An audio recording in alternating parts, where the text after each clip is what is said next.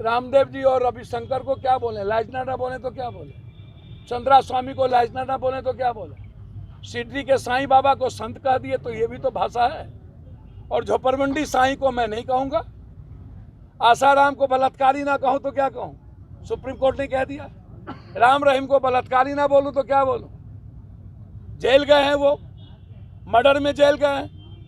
नागपाल को क्या कहूँ, ना बोलूँ।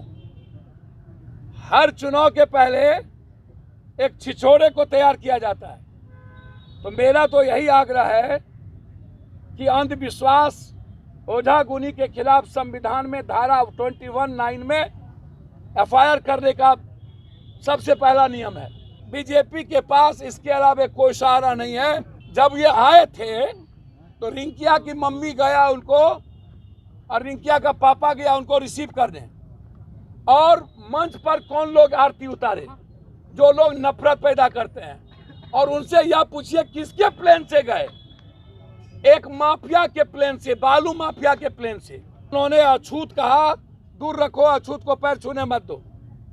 तीसरा, उन्होंने बिहार की धरती पर पागल एक लेडीज को कहता है इसकी पेंटी कमजोर है, ये वायरल है पूरी दुनिया में। यहाँ के मेरी बेटी बहन का बेइज्जत किया।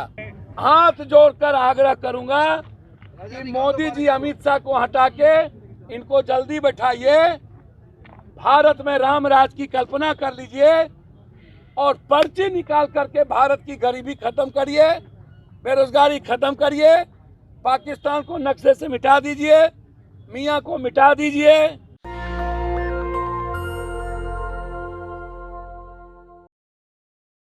अब हमें यह नहीं पता कि बिहार की नौकरशाह हमारे सरकार से ज्यादा पावरफुल कैसे हो गए, इनकी इतनी मनमानी क्यों, इनको सिस्टम का, सत्ता का, जनता का डर क्यों नहीं है। गवर्नमेंट सर्वेंट का मतलब होता है कि जनता का नौकर, और पब्लिक रिप्रेजेंटेटिव का मतलब होता है जनता का सेवक। जब मालिक जनता है, गरीब है, आम आदमी है, तो फिर ये मालिक और राजा कैसे बने हुए हैं।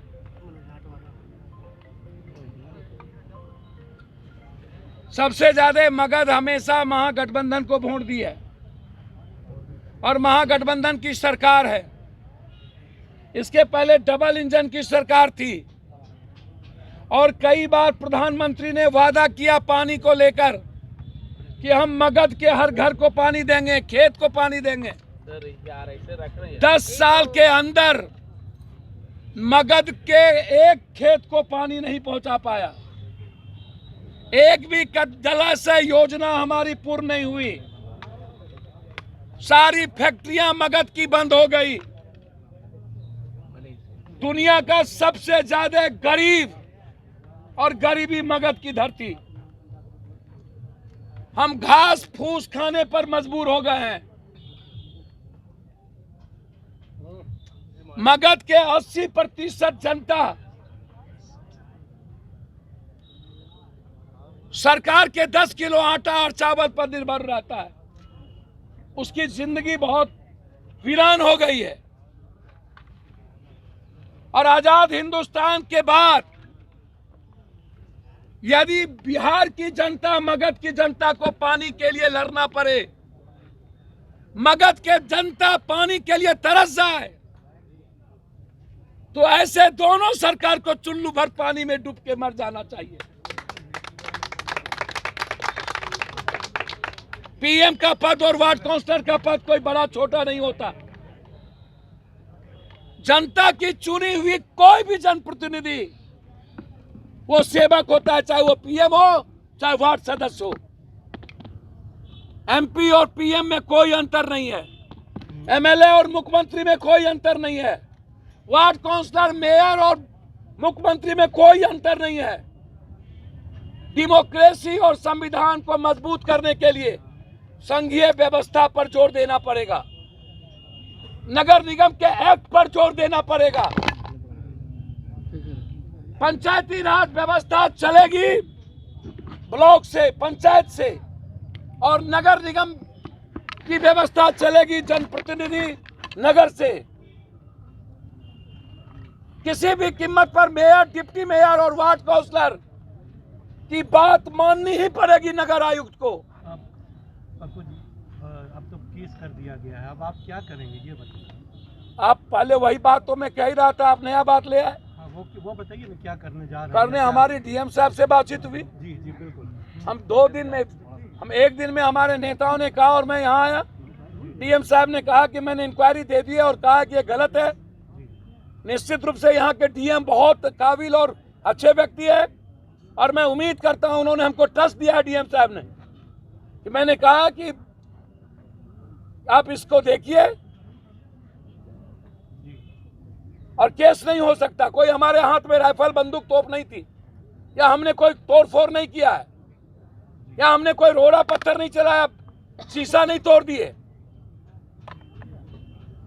इसीलिए लोकतंत्र में संविधान की रक्षा के लिए और जनता के लिए आवाज और हमारी अभिव्यक्ति की आवाज हमारी आजादी, स्वतंत्रता है। ये तो केस की बात हुई, आपने डीएम से बात किया, पानी के मसले पे बताया, पानी कब दे रहे हैं इस वार्ड के लोगों को? सर मैं आपको, डीएम ने क्या कहा? मैं आपको बता दूं, कहावत है सैया भेल कोतवाल तो अब डर काहेगा। जब पीएम यहां आकर के 3 बार वादा करके पानी नहीं दे पाए, सीएम साहब 4 बार आकर के पानी नहीं दे पाए, तो पानी देने की जो सबसे बड़ी इंपॉर्टेंट सरकार का जो वे है, यदि जनता को पानी नहीं दिया, खेत को, आम लोगों को, तो ये समझ में आता है कि झूठ के पुलंदे की सरकार 9 सालों से चल रही है, नफरत के आधार पर।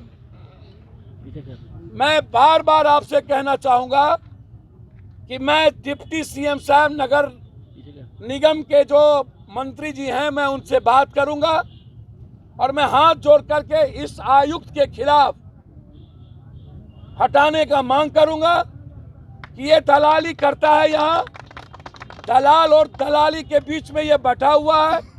मात्र 2 वार्ड काउंसलर है जिसके बीच उनकी दलाली है, लेन देन है, समझौता है, और यहाँ पर ये आम जनप्रतिनिधि को, वार्ड काउंसलर को कुछ नहीं समझता। हम पानी के सवाल पर, नगर आयुक्त के सवाल पर, हर कीमत पर मैं डिप्टी सीएम साहब से बात करूंगा और नगद की आवाज मैं उन तक पहुंचाने का प्रयास करूंगा। जी पप्पू जी, अभी आपने भाषण जब लोगों को संबोधित कर रहे थे उस समय कहा कि एक छोरा आया था, बीच कर रहे हैं। ये छोरा कौन है और ये कौन सी भाषा है? मोबाइल पे देखना बेटिया, कौन सी भाषा है? रामदेव जी और रविशंकर को क्या बोले? लाजनाटा बोले तो क्या बोले? चंद्रा स्वामी को लाजनाटा बोले तो क्या बोले? सिद्धि के साईं बाबा को संत कह दिए तो ये भी तो भाषा है। और झोपड़मंडी साईं को मैं नहीं कहूंगा, आसाराम को बलात्कारी ना कहूं तो क्या कहूं? सुप्रीम कोर्ट ने कह दिया। राम रहीम को बलात्कारी ना बोलूं तो क्या बोलूं? जेल गए हैं वो, मर्डर में जेल गए हैं। नागपाल को क्या कहूं? ना बोलूं? हर चुनाव के पहले एक छिछोरे को तैयार किया जाता है। तो मेरा तो यही आग्रह है कि अंधविश्वास, ओझा गुनी के खिलाफ संविधान में धारा 21(9) में एफआईआर करने का सबसे पहला नियम है। सबसे पहले एफआईआर होना चाहिए अंधविश्वास पैदा करने का। दूसरा, उन्होंने अछूत कहा, दूर रखो, अछूत को पैर छूने मत दो। तीसरा, उन्होंने बिहार की धरती पर पागल एक लेडीज को कहता है इसकी पेंटी कमजोर है, ये वायरल है पूरी दुनिया में। यहाँ के मेरी बेटी बहन का बेइज्जत किया। बीजेपी ने जिस तरीके से अंधविश्वास को पैदा किया, आरती उतारने से लेकर, और रिंकिया के पापा और मम्मी, रिंकिया के पापा और थोड़ी, ये जो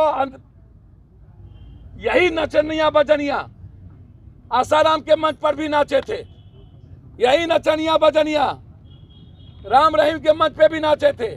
और फिर यही 4.5 साल पहले मैं पत्रकार से पूछना चाहूंगा, और आपसे सबसे पहले, जिनके पेट में सबसे ज्यादा दर्द हो गया है, दैनिक भास्कर जी का, मैं आपको सबसे पहले पूछना चाहूंगा, यदि इतना ही है तो आप जो हमको पानी का सवाल पूछ रहे हैं, तो उससे आप कहिए पानी का जन छूमंतर कर दे। और उनसे आप ये पूछिए, जब ये आए थे तो रिंकिया की मम्मी गया उनको, और रिंकिया का पापा गया उनको रिसीव करने, और मंच पर कौन लोग आरती उतारे? जो लोग नफरत पैदा करते हैं, और उनसे यह पूछिए किसके प्लेन से गए? एक माफिया के प्लेन से, बालू माफिया के प्लेन से। क्या वो लोग जो नफरत करने वालों लोगों के साथ मंच पे जाएंगे, आरती उतारेंगे, पैसे पर चमत्कार कहेंगे मैं करूंगा, तो चमत्कार जैसी चीज विज्ञान और संविधान इजाजत नहीं देता। इसको बीजेपी ने मार्केटिंग करके, यह एक प्रोपगंडा था और एक तय किया गया बीजेपी के द्वारा एजेंडा। 2024 के पहले बीजेपी के पास इसके अलावा कोई सहारा नहीं है। यदि इस गोदी मीडिया के ने जो तय किया है कि सबसे ज्यादा हिंदू को इकट्ठा करने की ताकत, सबसे ज्यादा हिंदू को इकट्ठा करने की ताकत इसमें है, तो मैं हाथ जोड़कर आग्रह करूंगा, सर दिल्ली में हाथ जोड़कर आग्रह करूंगा कि मोदी जी अमित शाह को हटा के इनको जल्दी बैठाइए, भारत में राम राज की कल्पना कर लीजिए और पर्ची निकाल करके भारत की गरीबी खत्म करिए, बेरोजगारी खत्म करिए, पाकिस्तान को नक्शे से मिटा दीजिए, मियाँ को मिटा दीजिए, और जो संविधान के विपरीत काम करना हो आप कर लीजिए। अब 2000 का नोटबंदी हो गया। जो मेडल ला रही है, सामान की बात कही जा रही है सर, जंतर मंतर गिरफ्तारी के लिए लगा। सर मैं लगातार लड़ाई लड़ा हूं जंतर मंतर पर। जब मैं लड़ा था तो जोगी वर्सेस पप्पू कर दिया गया था और अरेस्ट पप्पू यादव का नारा शुरू कर दिया। मेरे जाने के बाद ये लड़ाई अधिक तवज्जो ली है। इसीलिए एक ट्वीट नहीं करना और संवेदना नहीं दिखाना नरेंद्र मोदी जी को, वो इस बेटी की लड़ाई को भी जाट और गुज्जर में बीजेपी ने बांट दिया है। हर लड़ाई को ये जाति में बांटता है, बेटी की लड़ाई को भी बांट दिया। 2000 के नोट को बंद कर दिया। भैया 2000 का नोट का क्या मतलब? क्या हुआ काला धन? क्या हुआ जाली नोट? क्या हुआ आतंकवादी?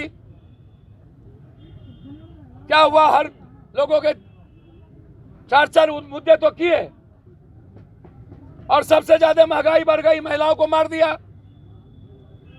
अब इनको ज्ञान ही नहीं है जिस देश के पीएम को, और दूसरे के सलाह पर ये, अब बिल गेट्स के सलाह पर नोटबंदी किया, बिल गेट्स के सलाह पर फिर 2000 की बात कर रहा हो, पूरे देश को तबाह कर दिया सिर्फ अपने गुप्त एजेंडा और सियासत के चलते। अब 2024 में चुनाव आए तो आंतरिक गुप्त एजेंडा के चलते 2000 बंद कर दो, अन्य पार्टियों को तबाह करो, जो इनके भीतर जो चैलेंज लगा हुआ उसको तबाह करो। ये कोई मुद्दा है? टीवी अखबार से मास्टर स्ट्रोक बता रहा है सर गोदी मीडिया बोलेगा क्या? इसके पास कुछ, यही सुधीर चौधरी क्या बोले थे? Cheap cheap cheap signal satellite. अरे ओ सुधीर चौधरी क्या हुआ? और ये बेचारे बोल रहे थे अपराधी लाया और अपराधी के प्लेन से गए। बारे बा, ये सुधीर चौधरी से पूछिए ना। हम आग्रह करेंगे देश की जनता से, अपना अपना सब कपड़ा, छोलनी, बाटी, बाल्टी, घर का जितना सामान है जल्दी से दूसरे को दे आइए, नहीं तो यो उठा के ले जाएगा। सब लोग दे दीजिए दूसरे को जल्दी। कपड़ा उपड़ा पहनने हैं तो जंगिया में रहिए, कुर्ता पैजामा सब खोल लीजिए, पैंट शर्ट खोल लीजिए। अब बचने का कोई उम्मीद नहीं है। अब आप तबाह होना तय है। सत्ता के लिए ये भारत की आम जनता को तबाह कर रही है। ये अपने 10 पूंजीपतियों के मुनाफे के लिए काम करती थी और अपने चुनाव जीतने के लिए विपक्ष पर हमला किया। फिर अक्टूबर नवंबर में जो चुनाव है 4 स्टेट में, उसके लिए ये 2000 रुपया, और उनके लिए जो चैलेंज गडकरी से लेके जोगी बन गए हैं उसको खत्म करने की एक गहरी साजिश इनकी गुप्त एजेंडा है। और ये भारत के लोगों से सलाह कम, बिल गेट्स से सलाह ज्यादा लेती है, इसलिए आज ये हाल है। सर कर्नाटक 24 में चुनाव होने वाला, विपक्षी एकता जो नीतीश कुमार का अभियान, सर विपक्षी एकता होके रहेगा और 2024 में लोकतंत्र बचेगा। नेशनल दस्तक की आपसे गुजारिश है कि अगर इसको बचाना चाहते हैं तो नेशनल दस्तक को सब्सक्राइब करने के लिए रेड कलर के सब्सक्राइब बटन को दबाएं, फिर बेल आइकन की घंटी दबाएं। नेशनल दस्तक को बचाने के लिए बहुत ज़रूरी है कि हर खबर को शेयर करें, लाइक करें, कमेंट जरूर करें।